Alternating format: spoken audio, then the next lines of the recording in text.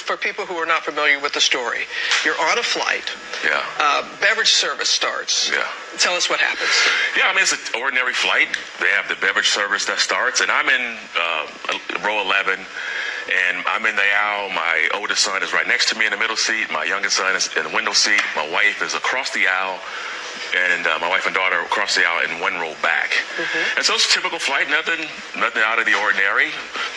Beverage service starts, and the gentleman pulls up, and I'm reading a magazine. My kids are playing with their iPads, so I heard him ask, like, what do you want, like, beverage, what do you want?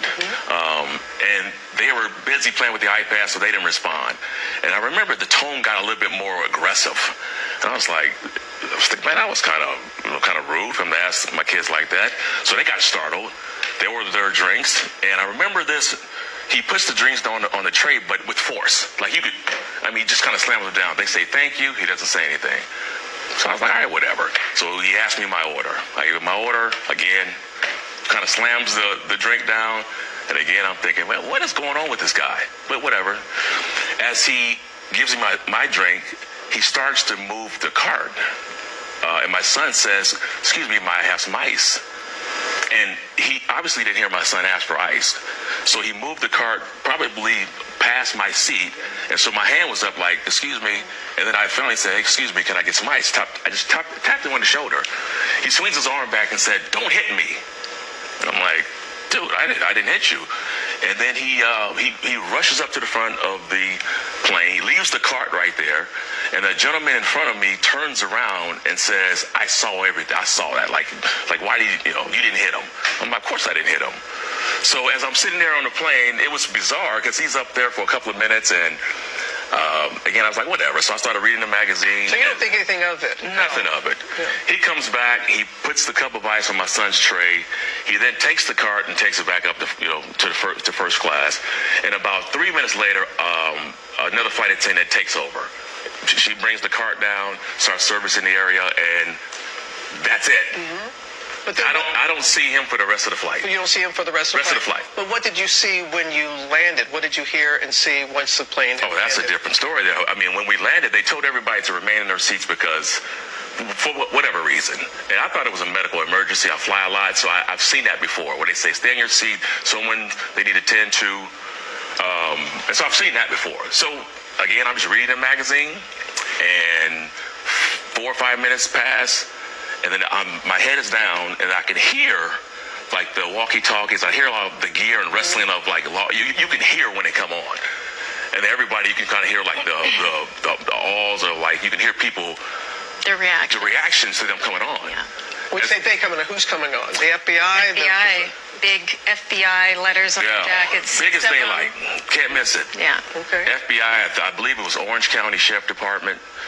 Guys with green. I didn't know who they were at the time, but you can tell it was law enforcement.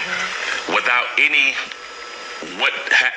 explaining to me why they were doing it. They walk up to me, and the guy he whispers in my ear. He says, "Don't fight it," and he puts cuffs on me while he's still I'm sitting down.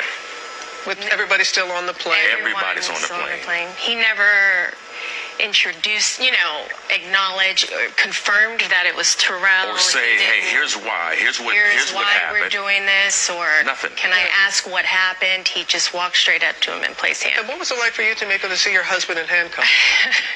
I thought it was a joke, because what else could it be? And I saw the agents come on, so of course it caught my attention like everyone else, and they just walked straight up to Terrell and just played.